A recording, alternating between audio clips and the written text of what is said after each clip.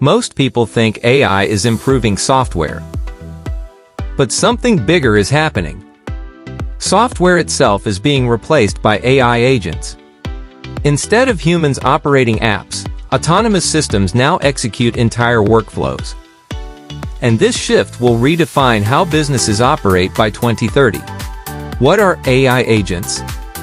AI agents are autonomous software systems that understand goals, make decisions, execute multi-step actions, learn from outcomes. Unlike normal automation, agents reason before acting. You don't tell them how, you tell them what. Why software workflows are changing. Traditional SaaS workflow. Human software. Task completed. Agent workflow. Human goal. Agent executes across tools. This removes friction. Software becomes infrastructure, not interface. Technology drivers. 1. Large language models. Reasoning and planning abilities. 2. API. Ecosystems. Agents connect services automatically. 3. Business pressure.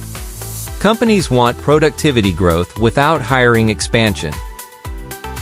Today, agents already run customer support systems, manage repositories, automate marketing workflows, generate analytics reports. We're watching the early operating system of autonomous work. Software evolution.